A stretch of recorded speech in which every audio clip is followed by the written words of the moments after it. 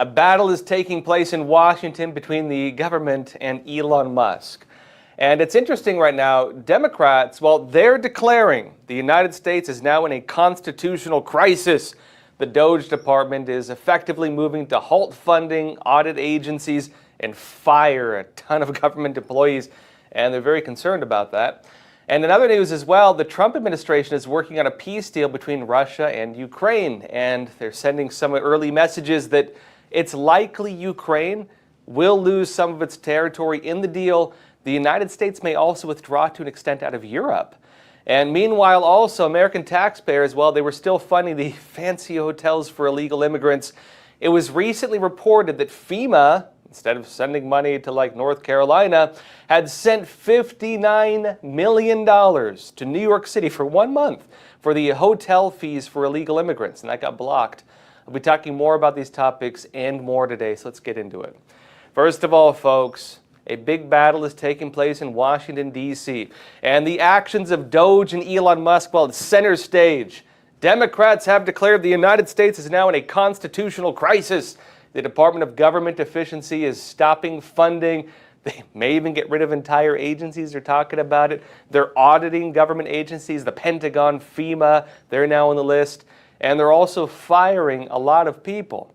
In response to this, President Donald Trump has now issued another executive order which further establishes the legalities of the DOGE department, meaning that Trump knows they're under legal attack, they're facing a lot of blockages with that.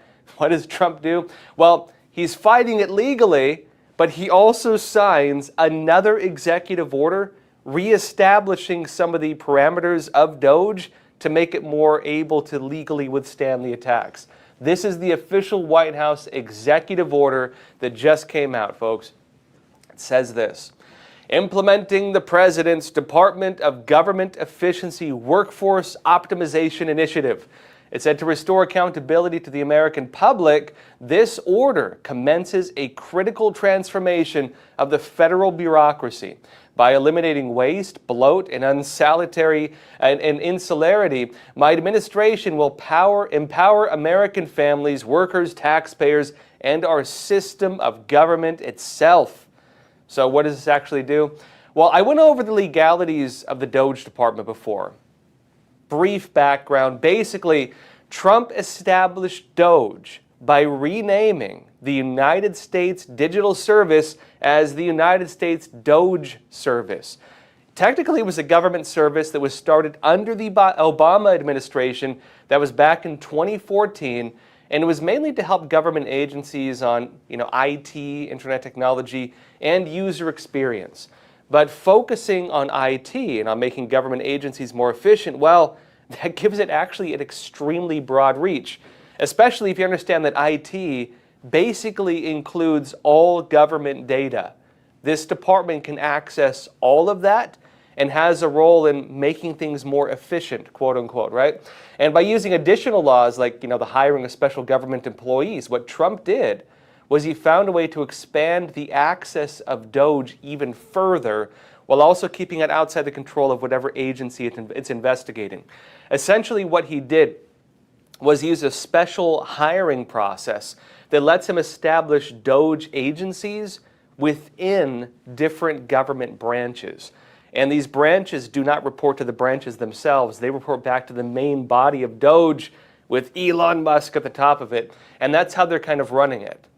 Now, in terms of the executive order that Trump just signed on DOGE, this one really lays out the legalities of how DOGE can actually do what it's doing.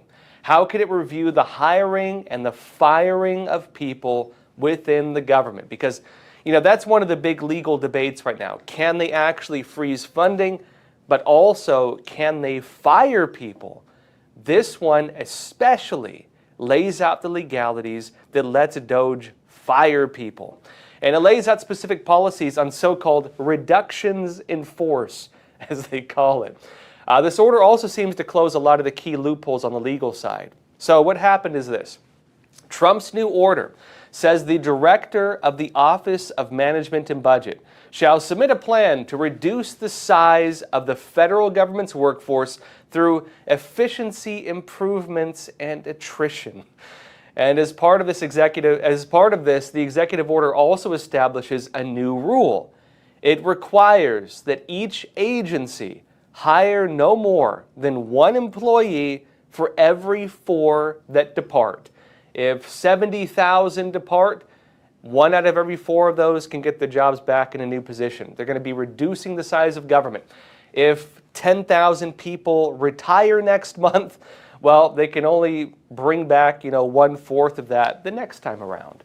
Now look, it notes this requirement does not apply to government positions on public safety, immigration enforcement, like for example, ICE or the Department of, maybe Homeland Security when it comes to law enforcement. Things like that are not going to be impacted, law enforcement in general. And this also maintains a total freeze on all new hires to the IRS. So the IRS can't even bring back, 1/4. They're not allowed to hire anybody new. Now, how does that relate to DOGE? Well, basically, it requires each agency, all the different government agencies, to implement these policies in cooperation with the DOGE teams that have been set up within each agency. Remember I mentioned that Trump used this special hiring process to create like DOGE cells in all the agencies. These agencies have to work with the DOGE agencies have to work with the actual government agencies on this process. So they have a role now in hiring and firing. And it also gives the DOGE teams veto power over any of the new hires. And the DOGE teams will also need to give a monthly report that can be reviewed by Elon Musk, the head of DOGE, and also by President Donald Trump. So basically, if one of these government agencies, the Department of Education, for example, if they want to hire somebody, they fire 4 people, they get to hire 1 new person, the DOGE cell in the Department of Education, they will get to review that person and see, is this a good hire? Do they have any issues that would make them ineligible for this position? Because this is what it also does. It does something pretty interesting. Trump cites a regulation on what legally defines a suitable government employee. And Trump has included orders now in this executive order to the Office of Personnel Management to make new rules on what defines a suitable employee.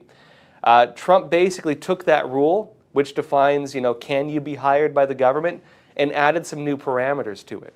And in this executive order, he laid out 4 new standards that will get a government employee fired or make them ineligible in the first place to be hired. And these are the 4 parameters. It says 1, failure to comply with generally applicable legal obligations, including timely filing of tax returns. So they have to follow legal obligations, taxes being among them. 2, failure to comply with any provision that would preclude regular federal service, including citizenship requirements. Meaning you got to be an American citizen, but it also includes any provision that would preclude regular federal service, meaning a long list of other things. It says 3, refusal to certify compliance with any applicable non-disclosure obligations consistent with 5 U.S.C. 2302 B13, which is basically the rules for whistleblowers, right? The parameters through which you can legally leak information. And also it says failure to adhere to those compliance obligations in the course of federal employment can also get you fired. And 4, theft or misuse of government resources and equipment or negligent loss of material government resources and equipment. Basically, if you're a spy and you're stealing stuff or if you take things for other reasons. Essentially what that means is this, right? Taking these 4 things into consideration. Government employees have to follow the law. They have to pay their taxes. They need to be American citizens. They do not get free passes on breaking rules because of their connections, right? If you're friends with the manager and you get a promotion, you can't do that anymore. They also have to stay within law if they become whistleblowers. They can't be leaking stuff to the media. There is a legal whistleblower process that you have to go through. You can't just go to New York Post or whatever and just give them information. And they also cannot steal or misuse government resources or block the president and do any things like, taking government documents or anything like that. All of that now will get you fired. and it's now written in the law. Trump also released a fact sheet along this whole thing, and here's what it says. It says, the executive order will make the federal workforce more efficient and effective. Agency heads will coordinate and consult with DOGE to shrink the size of the federal workforce and limit hiring to essential positions. Just the essentials, right? It says the Office of Personnel Management will initiate a rulemaking to ensure federal employees are held to the highest standards of conduct. The order will significantly reduce the size of government. And it says as well, upon expiration of the day one hiring freeze and implementation of the hiring plan, agencies will be able to hire no more than 1 employee for every 4 employees that depart with federal service, with appropriate immigration, law enforcement, and public safety exceptions. Agencies will undertake plans for large-scale reductions in force, meaning firing a lot of people, and determine which agency components or agencies themselves may be eliminated or combined because their functions aren't required by law. You get that? They're saying reductions in force and determine which agency components, meaning a lot of government agencies have a lot of smaller offices in them. They may get rid of some of those agency components. And it even says agencies themselves, meaning in Trump's order, he's setting out the legal parameters to dissolve entire government agencies. This is now officially declared if their functions, he says, are not required by law. And it also notes the order exempts personnel and critical functions critical to national security, public safety, law enforcement, immigration enforcement, meaning things essential to public safety, those are still in place. Those will not be impacted. And Trump also notes, quote, there are too many government employees. He just says this plainly. And he notes that if you don't include active duty military and postal service employees, they're talking about making the postal service private, by the way, also. He says there are around 2.4 million federal government workers. And he also said the federal government spent around $300 billion in 2022 for civilian employees, meaning civilians not military, and that does not even include pensions. And he also noted that only around 6% of federal government workers actually show up for work on a full-time basis. And look, at least in person, right? They might show up remotely. Now, while rolling all of this out, Trump also held a press conference at the White House, and this was Elon Musk and Musk's son X. Watch this.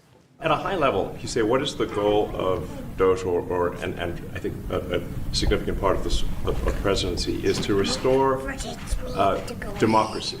This may seem like, well, are we in a democracy? If there's not a good feedback loop from the people to the government, and if you have rule of the bureaucrat, or if the bureaucracy is in charge, and then what meaning does democracy actually have?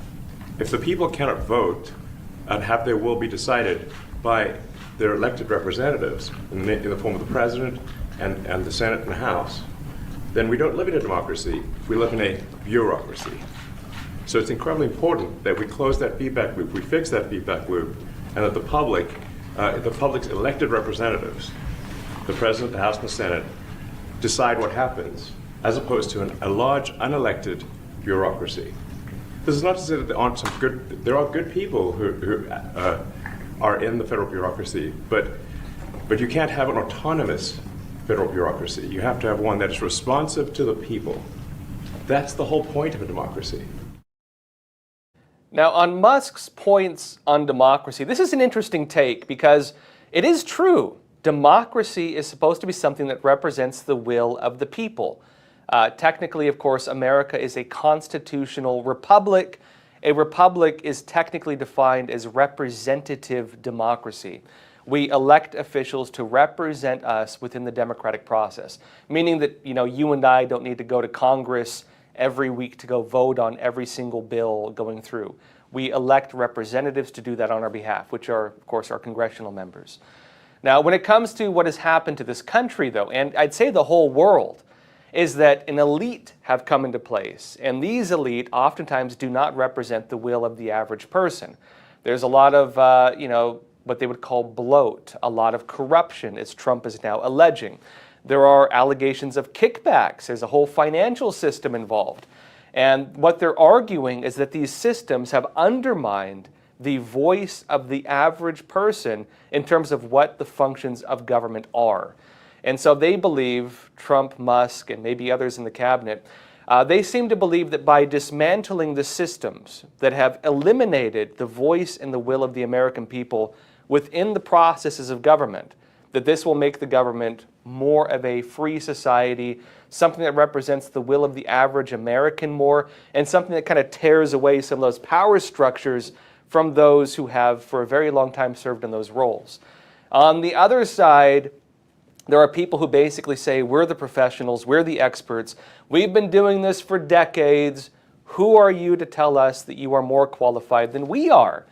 And the Trump and Musk side are basically saying, well, you know, the kings of Europe used to say the same thing. Luckily, we're not part of that system anymore, and who are you to try to implement such a system in the U.S. under the guise of a free market economy? Who are you to do that? And so this is kind of a tearing away of the structures that have been built that have, to an extent, reestablished what you would consider maybe an older form of government, more of an elitist kind of superstructure within a quote-unquote democratic society. Now, on the Democrat side, though, they are pushing back against these efforts. They view this as a threat to democracy itself. They view this as a constitutional crisis. Democrats right now are protesting the plans to reduce the number of federal government employees. They're suggesting these people represent the American people. And who is Musk and who is Trump to try to do away with that, right? Now, case in point, House Minority Leader Hakeem Jeffries, a Democrat from New York, he headlined dozens of Democratic lawmakers on Monday, and they gathered at a rally that was protesting against the Trump administration's plan to downsize the federal government. Watch. It's an all-hands-on-deck effort. Yeah. We're going to fight on your behalf in the Congress. Yeah. We're fighting on your behalf in the courts. Yeah. And we're going to make sure we do what we need to do in the community. Yeah. Because they want us to step back. We're here to push back. Yeah. In terms of what's happening right now, a key part of the actions of the DOGE department, the actual processes that it's going through right now, one of the key parts is different government employees, basically everybody, has to be interviewed by one of the DOGE representatives within these government agencies. And these government employees, by talking to these DOGE workers, they have to justify their employment to the individuals who've been hired to figure out which jobs are essential and which jobs are not essential. And some of these government workers are saying this is causing extreme anxiety. Politico said this.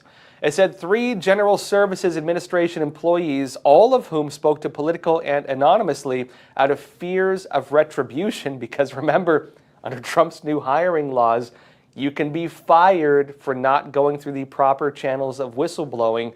And if you're talking to the media underhanded like this, you can be fired under Trump's new rules.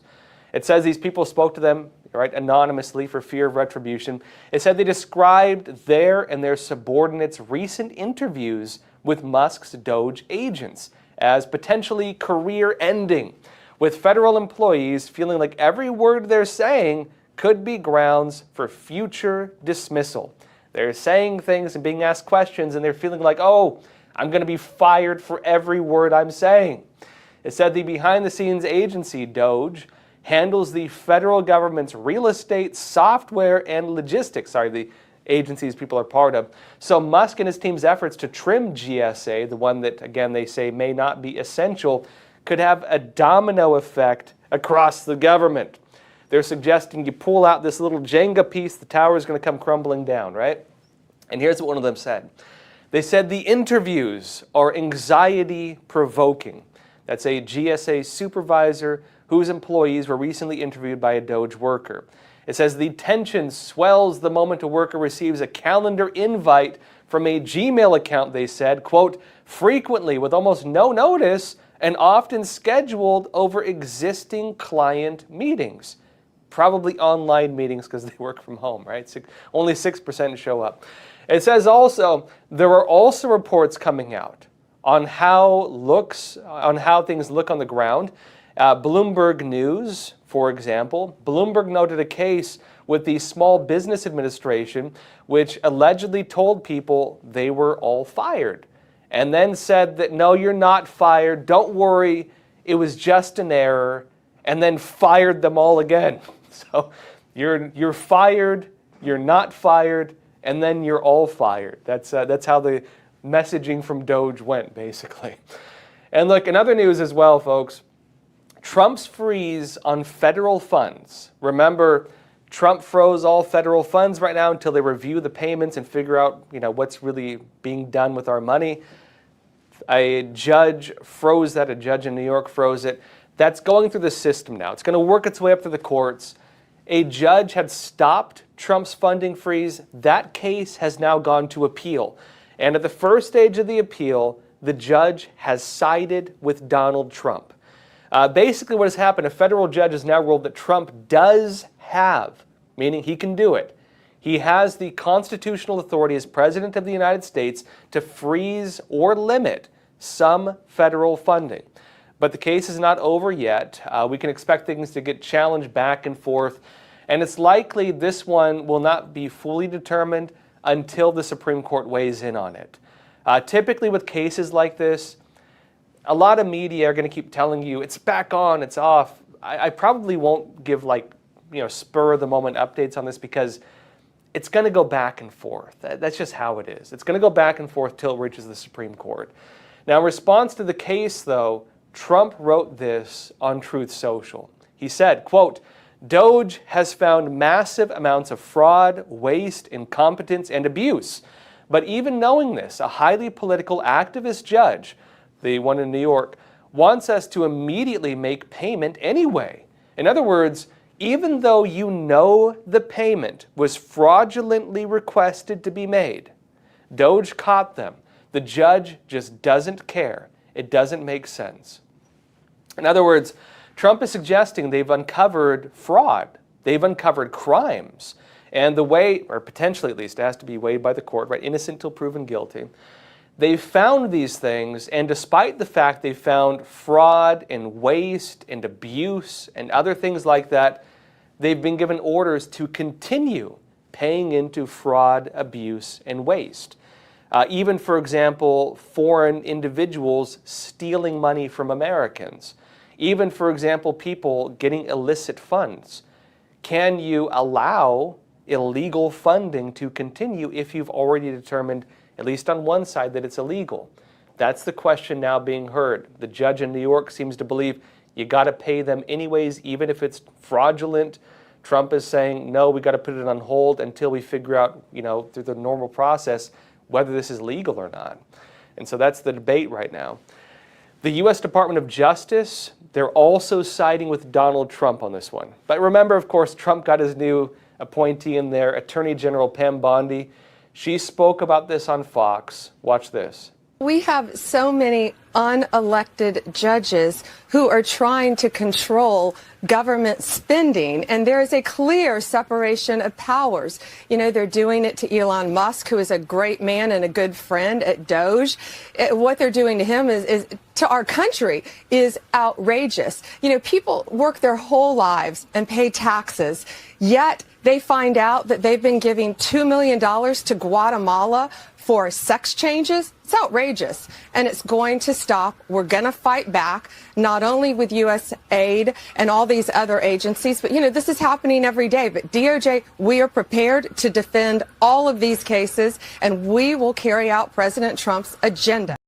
Also, you may have heard the question, if a tree falls in the woods and nobody is around to hear it, does it make a sound? Well, Representative Thomas Massie, a Republican from Kentucky, has a similar conundrum. Answer me this, folks. If a non-governmental agency, an NGO, can only exist through government funding, is it still a non-government agency? Here's what he posted. Quote, "If cutting government funding shuts down an NGO, it is not and never was a non-governmental agency. So is an NGO still an NGO if it cannot exist without government?" You answer me that. Your moment of zen with Thomas Massie. Now look, in other news though, the FBI says it has found an additional 2,400 records on the assassination of former President John F. Kennedy. And new details coming out suggest there may have actually been a second shooter. Some people may have suspected this for a long time. I know there's been a lot of analysis on this. They're now saying it. And now the Trump administration, they are launching a new investigation into the assassination of JFK. The new documents that were just found by the FBI, they are in compliance with an executive order from Trump that requires the release of the classified files on the assassination. And importantly on this, Trump's first term in office, he actually ordered the release of these documents as well, and the FBI refused to do it. They refused. They just did not follow the president's order last time. This time, they're now acting immediately, and we may actually get some answers on it. And alongside this as well, we're also getting some new details, or maybe, for some of you out there, this would just be confirmation of what has long been believed. It turns out, as I briefly mentioned, there may have been a second shooter. This was mentioned, in fact, publicly by Representative Anna Pauline Luna, a Republican from Florida, during a House Oversight Committee press conference on Tuesday. Watch this. Our first investigation will be announced, but it's going to be covering on a thorough investigation into the John F. Kennedy assassination. And I can tell you, based on what I've been seeing so far, the initial hearing that was actually held here in Congress was actually faulty in the single bullet theory. I believe that there were two shooters, and we should be finding more information as we are able to gain access into the SCIF, hopefully before the files are actually released to the public. The information is not public just yet. We'll have to wait and see what it actually says, but this does suggest there could be more to the JFK assassination than we've been publicly told for all these years. And for a lot of people who've been interested in this, it could be confirmation of what has long been believed. And also, speaking of assassinations, Donald Trump has also ordered the release of all information on the assassination attempts that he faced when he was on the campaign trail. Now, we've mentioned before, this will include information on the two shooters, as well as information on the alleged assassination threats from Iran. And ahead of the release of this information, there's actually some new reports coming out. Daily Wire said this. It says the Islamic Republic of Iran's efforts to assassinate President Donald Trump were far more extensive than previously reported, as was the president's fear of having another attempt on his life. In his forthcoming book, Revenge, the inside story of Trump's return to power, political reporter Alex Incendet said that he was given access extensive access to Trump's inner circle during his campaign, and said this, quote, law enforcement officials warned Trump last year that Tehran, Iran, had placed operatives in the U.S. with access to surface-to-air missiles. He wrote in a report published at Axios and said, quote, Trump's team worried that the Iranians could try to down his easily recognizable personal jet, better known as Trump Force One, as it was taking off or landing, meaning the Iranian potential assassins, and they've actually arrested several alleged Iranian assassins, including in New York City. They had access to missiles that could have shot down an airliner. And it said, quote, their concern that Iran would try to shoot down his airplane intensified after he survived a foiled assassination attempt at his golf course in Palm Beach, Florida, from a guy who had, 6 cell phones? It adds as well, the threat was so serious that at least on one occasion, Secret Service made Trump fly on a different plane rather than his own, suggesting that they were in fact deeply concerned that this was a reality, that they could do this. It adds also, there was another incident that had not been previously disclosed in which Secret Service shot down a drone that had been following Trump's motorcade using an electromagnetic gun that disabled it. Now look, remember, when Trump was on the campaign trail, he was briefed by federal authorities, and he was told, Trump came out and said this publicly, he was told there was an Iranian plot to assassinate him. Now, in response to that threat, Trump made a request to the then Biden administration for presidential level security detail. And he deemed that was important because the presidential level would give him additional protection from global threats. And if Iran was threatening, that would have been a global threat. His request for that to the Biden administration was denied. He was not given that additional protection. And folks, in other news, it's possible we could soon see a peace deal between Russia and Ukraine. And the parameters of this are pretty important. The Trump administration is sending some early messages that it's unlikely, well, likely in this case, Ukraine will probably lose some of its territory in this deal. It's also likely Europe will need to handle more of its own regional security. The U.S. is pulling back a bit. Epoch Times said this, quote, meeting with Ukraine's network of international backers in Belgium on February 12th, U.S. Defense Secretary Pete Hegseth warned that retaking all territory that Ukraine has lost to Russia since 2014 is an unrealistic war goal and insisted that Europe must take on a greater share of the burden of supporting Ukraine. He said, quote, we want, like you, a sovereign and prosperous Ukraine, but we must start by recognizing that returning to Ukraine's pre-2014 borders, having to do with the initial conflict, not just the current one, is an unrealistic objective, Hegseth said as he met with the Ukraine Defense Contact Group. Now, a note of this, Trump also said he had a lengthy phone call with President Vladimir Putin of Russia, which included, topics on the Ukraine war, as well as other issues like artificial intelligence, energy policies, and Russia's a big supplier of energy to most of Europe, and also the power of the U.S. dollar. Remember, Russia and the CCP, part of BRICS, they were trying to create a BRICS currency. Trump said, we will basically economically destroy you if you try that. And Trump wrote this. He said, quote, talking with Putin, he said, we each talked about the strengths of our respective nations and the great benefit that we will someday have in working together. America may work with Russia. But first, as we both agreed, he said, we want to stop the millions of deaths taking place in the war with Russia/Ukraine. Now, Trump also noted he has directed key members of his administration to lead the peace negotiations. This is now happening. They're going to be meeting with Ukraine, meeting with Russia, meeting with other key individuals. The process for this has now been started. And in addition to this, Trump also spoke with Ukrainian President Volodymyr Zelensky. And Trump said, quote, he, like President Putin, wants to make peace. We discussed a variety of topics having to do with the war, but mostly the meeting that is being set up on Friday in Munich, where Vice President J.D. Vance and Secretary of State Marco Rubio will lead the delegation. This coming Friday, one of the big meetings when this is going to happen. Now, look, in terms of what this means going forward, it's likely Ukraine will not get some of the terms that were on the table initially, especially the territory terms. This was outlined by U.S. Defense Secretary Pete Hegseth during his Ukraine defense meeting in Brussels yesterday. Watch this.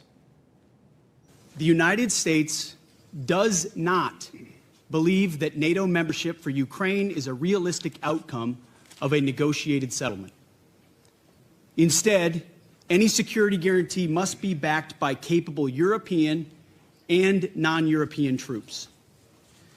If these troops are deployed as peacekeepers to Ukraine at any point, they should be deployed as part of a non-NATO mission, and they should not be covered under Article 5. There also must be robust international oversight of the line of contact. To be clear, as part of any security guarantee, there will not be U.S. troops deployed to Ukraine. The point about U.S. troops not being deployed to Ukraine also seems like a call to European countries overall. Remember, that was part of the initial discussions. Will America have to maintain a long-term footprint in Ukraine? A lot of Americans believe we may get pulled into the conflict. That seems like it's off the table. It seems like Trump wants NATO allies to play that role, not Americans, meaning it comes out of their budget, not ours. And especially when it comes to these NATO allies, basically, the message being sent to them by the Trump administration is that the United States will no longer be shouldering their defense budgets. They need to pay the share that they agreed to in the first place under the NATO rules, which they have not been doing.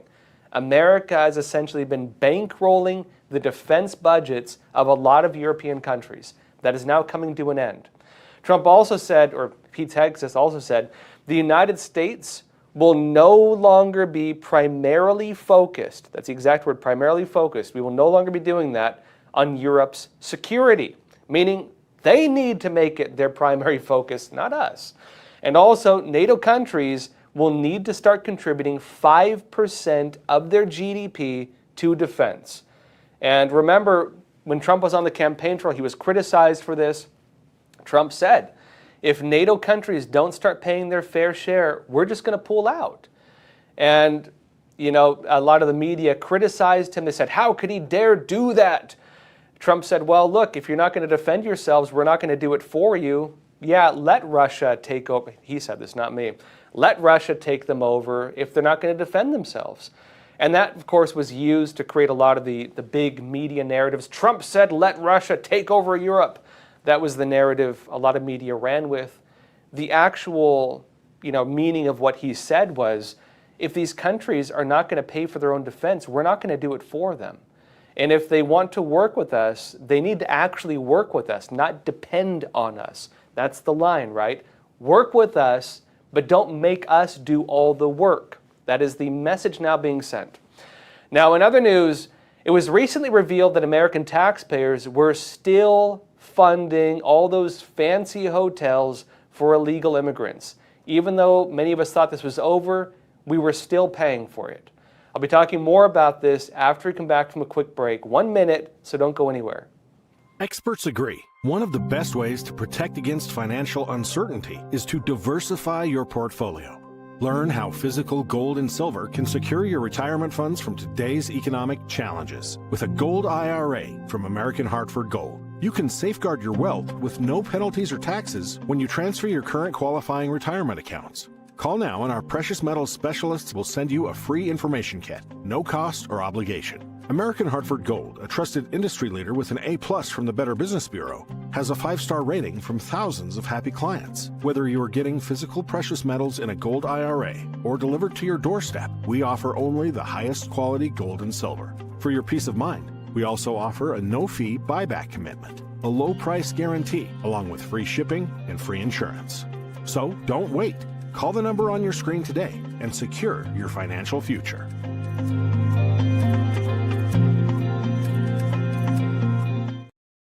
Welcome back. It turns out that American taxpayers were still financing all those fancy hotels for illegal immigrants. You were still paying for it. It was reported that FEMA, which had recently said during the disasters in North Carolina and elsewhere, was running out of money for disaster relief. Not enough money to help American citizens. Actually had a lot of money still. And they recently sent $59 million for the 1-month fees to pay for all those fancy hotels for illegal immigrants. And now it seems that money has been stopped, and the money that was going to be spent this month has now been recovered.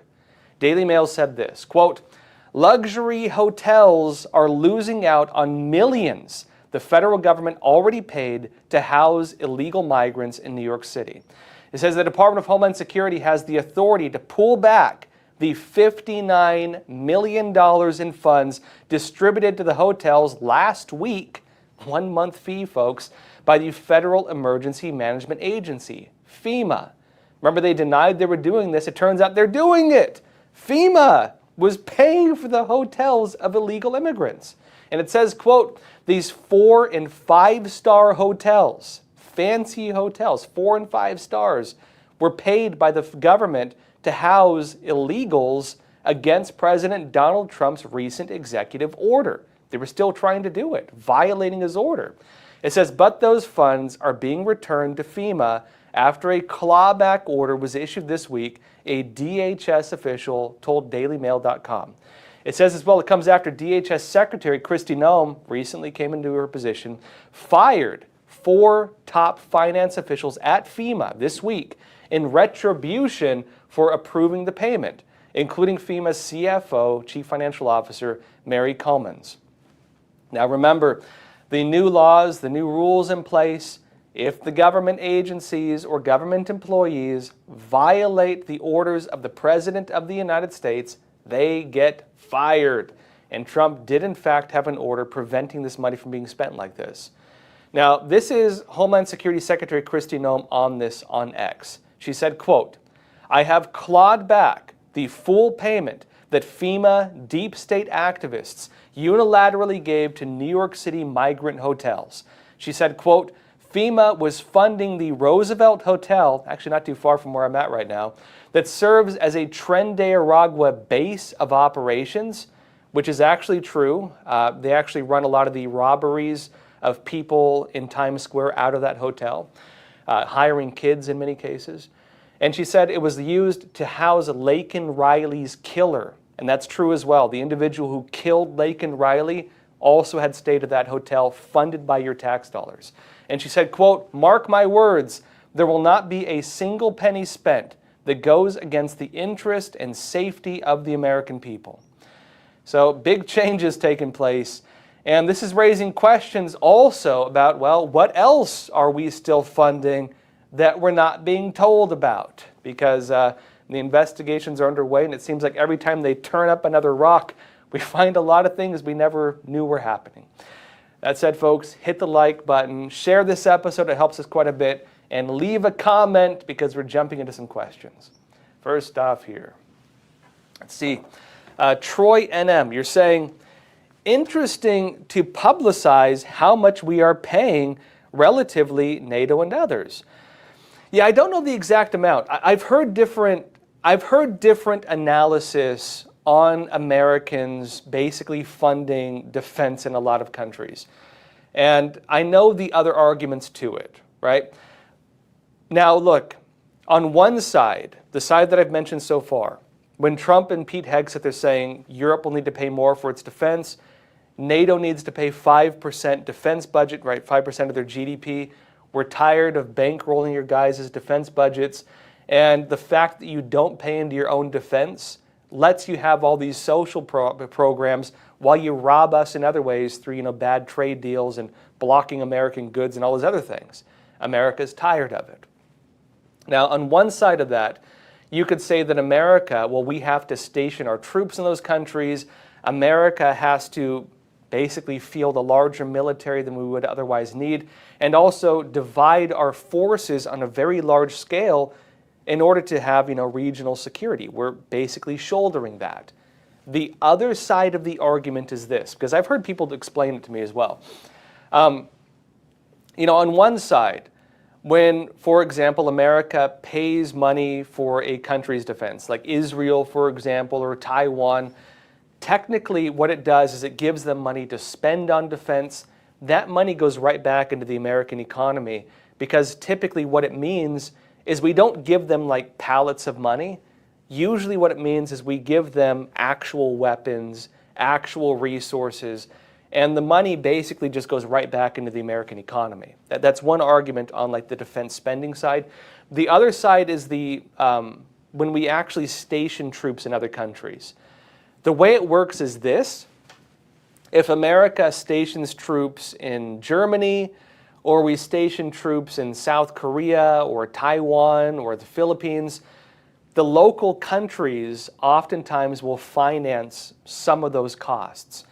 And some have argued that what that does for the American taxpayer is it makes it so that we don't have to pay for that military base, we don't have to pay for the housing of those troops, maybe not as much, and some of the money for that is then shouldered by the local government, not as much by American taxpayers, and so it is cheaper for America to do that rather than have them in the United States. Maybe one of the ways they could do it is have these countries pay more to have this like a service, like a defense service, and maybe pay more into that so we don't have to give as much money to those countries to pay for their defense as well. Maybe that's a solution. The other side of the argument is that because we have these types of agreements, it actually allows America to have basically the largest, most powerful military in the world. Maybe not the largest these days, but the most powerful. This actually lets us have the military strength that we have. And if we peel that back, we might actually lose some military strength. That's the other side of the argument. Emotion 007, you're saying, with the new 5% increase for NATO, there's no way Canada can afford it. Yeah, right. Yeah, it's true. Canada is a NATO ally. Canada is also one of the key Arctic powers. And when Russia, Russia is actually one of the bigger threats to Canada. You know, with Taiwan, how oftentimes it's reported China had incursions of Taiwan airspace. A lot of people talk about this. If the Chinese Communist Party flies bombers into Taiwanese airspace or fighter jets, typically it makes headlines. Russia does that to Canada a lot, but it happens so much that most people don't even cover it. You know, I don't cover it that much, because how many times a week, or maybe not a week, but like a month, for example, how many times a month do you really want to hear me saying, Russia flew bombers again into Canadian airspace. Russia did it again today, and again today. People get tired of it, which is one of the ways that these things kind of get swept under the rug. But what it means is this. Canada is a very large country. The north is very sparsely populated, and because it's so cold up there, unless you have Arctic bases, it's really hard to respond to that. And so Russia, they'll oftentimes fly bombers or jets or whatever into Canadian airspace. Canada has to send its own jets. Oftentimes it's the United States doing this with them. And costs a lot of money. And the United States actually funds and basically runs a lot of those defense operations. America, just like we do for Europe, we actually cover a lot of Canada's defense. Canadians, they do not pay as much into their defense as they should either. And a lot of their northern defense, basically we subsidize it. And so, yeah, that is a real argument with Canada as well. We'll see if they change that, but as Emotion 007 is noting, if Canada is saying the tariffs, right, that Trump is already kind of putting on their doorstep right now, if those happen, they're saying that their country will not survive the tariffs. If Canada has to face tariffs, face American energy production and other things that will make us less dependent on their goods, and if we also force them to pay 5% of their GDP for defense, Canada's going to be in a very rough financial state. Maybe they'll consider some of the other offers on the table. Maybe that's the reason Trump is doing this, right? Michael Kolovofsky is saying, Trump's sovereign wealth fund is genius. Yes, I briefly talked about this in a previous episode. This is not being discussed that much right now, but Trump has created a sovereign wealth fund. And what that essentially does, normally this is something you only do when you have a trade surplus. America right now, we don't have a surplus. We're tens of trillions in debt, and the debt counter is clocking up nonstop at an insane rate. Trump has created a sovereign wealth fund, which basically is a type of government, system, a financial system that figures out how to spend money from a trade surplus. So, for example, if America tariffs Europe, or we tariff Canada, or, for example, we make negotiations and we basically collect money from other countries, and the money goes to the government. Well, you need to have a way to keep that money and to manage what you do with that money. The sovereign wealth fund is the entity you would use to do that. And so what Trump is suggesting is that the money collected through tariffs and otherwise, in addition to having the ERS, the External Revenue Service, which has not really been fully created yet, although Trump did suggest he'd do it. In addition to having that, which will be a collection agency, going and getting that money for us, he will also have the sovereign wealth fund that will decide what to do with that money.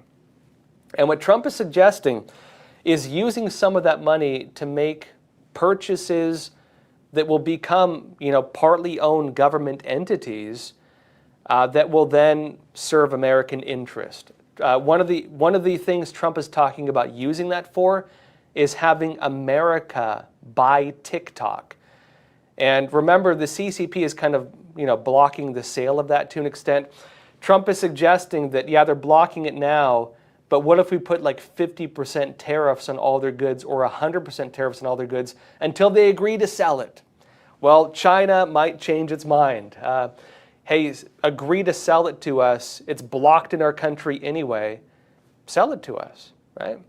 And then you don't get blocked. And what he wants to do is have the U.S. government be a 50% owner of TikTok. You have other people, for example, talking about buying it. Microsoft, I don't know if it's Microsoft or Bill Gates, are talking about buying it. Mr. Beast, the YouTuber, he's talking about buying TikTok. What will likely happen is you'll have a big field of investors and the U.S. government involved with that. And then you might have a social media partly government owned. I want to briefly go into that as well, because a lot of people are saying, well, geez, how does that work? If you have a social media that's partly owned by the U.S. government, would you want to be on there? This is something really important, actually. The internet itself used to be U.S. government owned. This is important. Remember, the internet started as a military program. The original internet was called DARPANet, right? DARPA being kind of the mad scientist branch of the U.S. military. They're like the research and development branch, right? The original internet was DARPANet. And DARPANet basically established a lot of the foundations of modern internet technology. A lot of those created public-private organizations, ICANN, IANA, and otherwise. Barack Obama relinquished U.S. control of the internet. And when he relinquished U.S. control of the internet, that made it global. One of the arguments that many raised, including myself, when he did that, was that when Obama, now people said ICANN, which is technically handles like internet domain names, handing that off was not that big of a deal because it just handles domain names. A lot of media were deeply dishonest about what that actually meant, though, because they were suggesting that relinquishing ICANN will not compromise the internet, will not allow the United Nations to control the internet, or Europe to control the internet, or China to control the internet, which the CCP was saying publicly they wanted to do at that time. They were lying to you. Because under ICANN is IANA, I-A-N-A. And IANA, even though it's under ICANN, which just handles domain names, IANA handles a lot of the rules for the internet. And so Obama relinquished U.S. control of the rules for the internet. And that did, in fact, open a lot of U.S. companies up to foreign lawsuits and fines and everything else. Now, why is that important? Just like with Trump talking about buying TikTok, just like what happened with us handing over IANA, what that really did was it made it so that, if it's controlled by the U.S. government, it has to abide by the Constitution. That's the big part of it. If the internet is controlled by the U.S. government, it means it has to be held by the standards of the U.S. Constitution. That means protections on free speech. That means protections on religious liberty. And part of the concern when Barack Obama handed off ICANN and IANA was that he basically relinquished the element that would have held kind of U.S. standards for the rules of the internet, allowing us to be censored globally, allowing European nations to censor us, allowing China to undermine the basic rules of the internet. That was the big concern with that. If it now happens that Trump has the U.S. government through the Sovereign Wealth Fund buy TikTok, on one side of it you'd say, well, it's kind of weird we'd have like a partly state-run, social media. The other side of that is that it will be forced by law to allow for free speech if the government partly owns it, because it will not be a private company. Meaning that it'll be held to the First Amendment of the Constitution. And that would be really interesting, actually. Imagine a social media held to the Constitution that cannot censor you or they violate the constitutional law. I think there's a strong argument for it, actually. But I will see if it happens. Again, it's just being talked about. Judith Yakim, you're saying, are you seeing what I'm seeing? The Donald is reading from the DEI textbook, Diversity, Equity, Inclusion, and does the same move for DOGE through embedding them in each organization, like a nervous system of efficiency. Yeah, I had a similar thought to that. You know, the irony is that, well, as you mentioned, that is the way the DEI initiative started. One of Joe Biden's first moves when he came into office, and one of the first things Trump got rid of, was Biden basically established DEI as an embedded agency within everything. He embedded DEI offices in not just every single branch of government, he also mandated DEI trainings, and that also created public sector DEI offices, or private sector, I mean. So schools have DEI offices, businesses have DEI offices, police departments have to have DEI trainings and DEI oversight. Everything, non-governmental organizations, every single government agency, every single little government branch, trainings, the whole 9 yards. And so what did that actually do? The argument that came up was this.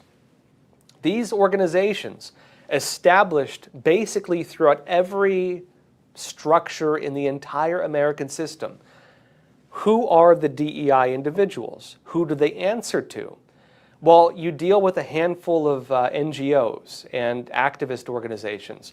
You have, a lot of the, ACLU and stuff, part of that. And essentially what that did was created these activist and very partisan organizations, although ACLU is debatably partisan. They actually defend some conservative stuff as well. It created these organizations that have to answer to a certain superstructure, a non-government superstructure that does not necessarily have to even abide by the Constitution because they're not under the Constitution because they're not government agencies. That created kind of a non-government representation. And a lot of people raised alarms over that, myself included. And not to single out the ACLU. They're one of many organizations that had some role in that. One of the concerns that many people raised, including myself, was that that's basically what was being discussed at the global level. When it came to, for example, the World Economic Forum, they were talking about kind of rethinking the way government works. They're talking about shared global governance. They're talking about multi-stakeholder government. And what does that mean? They believe that government, elected government, democracy, quote unquote, should be one seat at a table of how societies are run. And the idea of multi-stakeholder models was this. Alongside government, you would have businesses, investors, NGOs, nonprofit organizations, activist groups, community leaders, meaning activists, all basically making decisions on how to run the government. How do you achieve that alternate government structure? Well, this is the elected government. This is the one you vote for. This is the one that is held by the Constitution in the United States. All these ones are not held by the Constitution. All these ones are unelected officials. How do you let all these people have power over this, over the government? Well, you embed them through law within the government, and you force the government to answer to them, at least to some extent, thereby creating kind of a multi-stakeholder model where these individuals do have say over what the government does. And many people, including myself, argued that the DEI agencies worked kind of like that. It did, in fact, give very broad powers and a lot of money, importantly, a lot of money to those activist, non-governmental organizations, community leaders, and even businesses. That was the effect of it. Now, to Judah Akim's point also, yeah, it's true, Musk kind of did, Trump through DOGE kind of did something similar. But rather than being something that dictates the agencies, this works as kind of a trimming of the agencies. So rather than expanding, he created a contraction mechanism, reducing the number of workers, reducing the amount of spending, reducing, maybe even shrinking entire agencies or getting rid of them. And so it has worked as a kind of internal audit mechanism to make sure the government agencies are not doing what was done before. Kind of like a dismantling organization rather than an expanding organization. But it is interesting how he did it. And it also makes it so these agencies can't go rogue. For example, what FEMA was just caught doing. FEMA, the 4 individuals who were fired and who were trying to give more than $50 million just to New York City for 1 month to fund these illegal immigrant hotels, they found that was in violation of the executive orders of the president, meaning that these individuals were trying to do something that had been forbidden, acting against an executive order and acting against rules that had been established. During Trump's first term in office, he dealt with a lot of that. A lot of rogue agencies, a lot of people just saying, we're just going to keep doing what we want regardless of what the president says. A lot of the people who said they would resist, quote unquote, Trump, no matter what happened. The DOGE agencies have allowed for oversight internally that would not have been possible otherwise. Because a lot of these agencies, even when Congress tries to interview them, they often get blocked. That was one of the big accusations against USAID, for example. When Congress would even try to figure out, what are you spending our money on? They were not given access. The agencies had a lot of power to just defy orders, not listen to anybody, and do what they wanted while having kind of a shell of protection where they were never held to account. By embedding things internally, it prevents that from happening because these individuals are inside the agencies and have access to the IT, internet technology, right? Thanks Obama, because he was the one who gave it that power, which means all the data is viewable and accessible by DOGE. They can view everything. Nothing goes under the radar, unless they hide it, right? Let's see here. Jeremy Barker, you're saying, we have too many lawyers in America. All they want to do is fight common sense issues. Yeah, I was having a conversation with this recently with a friend. Americans like to sue each other. And it's something you don't see as much in other countries, at least maybe not till recently. When Americans run into any kind of issue, they tend to turn to the legal system. And there are some arguments for that. On one side, maybe it stops us from, fist fighting and beating each other up, or stops us from being abused by government overreach. In some countries, it's a lot harder to sue people. There are more kind of hard parameters on the way that law works. There are arguments for that, there are arguments against that. On one side, the arguments for it.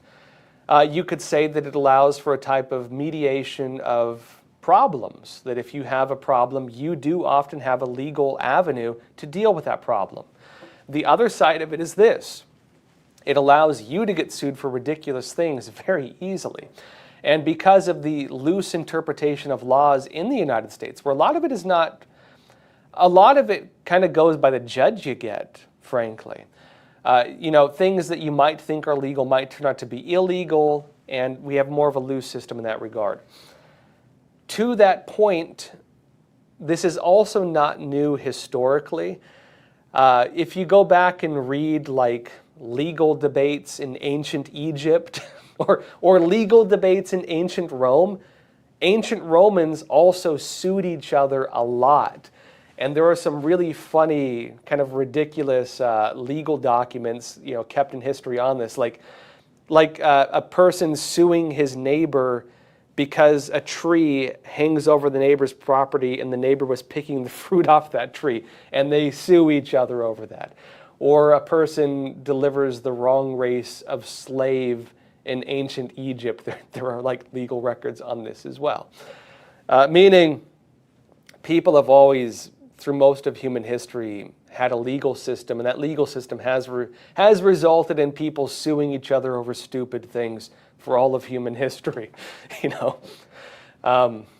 anyways, I would still argue that Americans probably sue each other too much. And because we sue each other so much, this has necessitated a lot of other structures like insurance companies and a lot of stupid oversight things. And it allows what we're watching right now with the federal government, where random judges in any part of the country can prevent things from happening. Some would argue that is an element of a check and balance set in place by the founding fathers of the United States to basically disable the movement of government. Remember, one of the big things the founding fathers did when they established the government was made it very hard for government to do anything. The founding fathers set this country up in such a way where it is very hard for the government to do almost anything. The ability to block it, to interfere with it, to sue it, to just not plain old not listen, right? Especially when you get to like the sheriffs and their ability to even defy federal government orders if they think it's unconstitutional. The ability for us to not listen to authority is very broad in America, thanks to the founding fathers. And so what's happening with Trump and these judges kind of is part of our system to an extent, although it will probably be debated a lot more. We have some breaking news, folks. Folks, big news, breaking news. The Senate has now confirmed RFK Jr. as the head of Health and Human Services. RFK Jr. is now the head of HHS. He has been confirmed. And so the Maha movement he has been talking about will soon very likely come into place. RFK Jr., remember his big thing on the campaign trail? He was alleging that he has identified about 100 harmful additives in American food and medicinal products that he is going to be working to make illegal. He wants to make Americans healthy again, and through the process of going over our food industry, our pharmaceutical industry, work on making pharmaceuticals more affordable, dismantling some of the systems in place that cause high prices of products, which actually includes the government process of negotiating prices, and also looking at all the poisonous materials that we consume in our big products that are maybe poisoning us. He wants to address all of this, and as the head of HHS, he has said this will be his agenda. Briefly on this, he got approved by a pretty decent margin. The senators, they voted 52 to 48 to confirm RFK Jr. One Republican, Senator Mitch McConnell of Kentucky, voted with the Democrats to oppose RFK Jr. And to that point, Mitch McConnell's been kind of voting with the Democrats on most of these things, just in general. Remember, RFK Jr., he's technically still a Democrat. Although, remember, on the campaign trail, he was running as a Democrat initially. Because he was pushed off the ticket, they did not allow the actual election to take place to have the party leader. Although you could argue that's because Biden was was in office before, right? He was already in office. RFK Jr. did switch to being an independent, and he ran as a third party. So he did run as an independent. But RFK Jr. has maintained that he is a Democrat, although I think him and many others would argue he's more of like the Democrat you would have 20, 30 years ago, right? Different from the ones you would have these days, which has kind of become a different party. So RFK Jr. is now officially the head of HHS. He is now your Secretary of Health and Human Services. Confirmed. Meanwhile, also breaking news, Kash Patel, his nomination for the head of FBI, that's also being heard today. That's still moving along. The Senate Judiciary Committee voted 12 to 10 along party lines, and that is today to proceed with the confirmation. And so Kash Patel is moving his way up through the votes. He's on the next stage now. The next stage he will go to will be the one to determine whether he gets nominated or not. And so The next stage is going to be the actual Senate vote for Kash Patel for the head of the FBI. I will keep you updated on that, folks. We'll be talking a lot more about it. Briefly on that also, in terms of the votes, I would actually argue that RFK Jr. and Pete Hegseth were among the more contentious.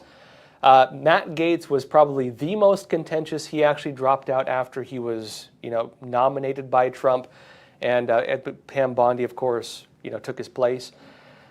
He dropped out. The closest vote we had so far was the 50-50 Senate vote for Pete Hegseth. And in terms of, government opposition, only second, of course, to Matt Gaetz. Pete Hegseth had the most pushback, 50-50. And then I'd say next to Pete Hegseth, RFK Jr. was probably having the most pushback. A lot of people were not sure whether RFK Jr. was going to get in or not. And so the fact that RFK Jr. made a 48-52 vote, that suggests how things could go also for Kash Patel. Kash Patel, in my personal opinion, has a very strong chance of winning the nomination based on that, but we will see.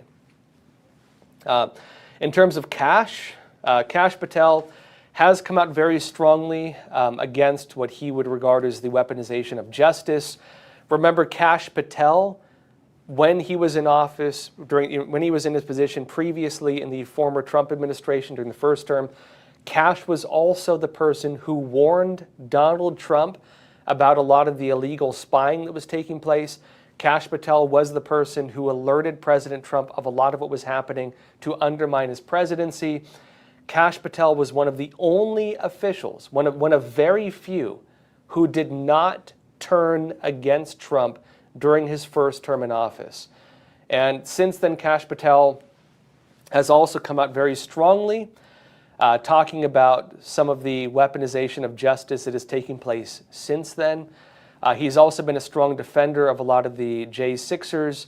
Kash Patel is also the person who exposed what took place on January 6th with security failures. He was the person who noted that Donald Trump had, in fact, authorized the deployment of the National Guard and that Trump's authorization was not accepted. I believe it was by Muriel Bowser and Nancy Pelosi and maybe others, right? Kash Patel was the person who exposed that. And in his position, Kash Patel is suggesting that he will look to have the FBI maybe less politicized. His big argument is that the FBI should be agents, active, conducting investigations, and they should have a lot less of a role sitting behind their computers in the office. Some people have pointed out the culture within the FBI, you kind of have two different cultures. There's the agent culture, the people who really believe in fighting crime and getting out on the streets and doing investigations. And you have the management culture, which is a lot more political. Kash is suggesting he wants to depoliticize the FBI and focus more on the boots on the ground type culture and restore it more in that role. We'll see whether Kash gets confirmed or not. Based on what we're seeing with the other votes, he does have a very strong chance of getting confirmed. We will probably find out later this week. Or I guess it's Thursday already, so maybe not. We'll have to see. That said, folks, happy Thursday. And again, join me tomorrow at 10:30 a.m. Eastern Time. Please share this episode. Help us get the word out for Crossroads. Also, please give us a like. And that said, folks, thank you so much for being here. And as always, please take care of yourselves, stay informed, and stay free. Thank you.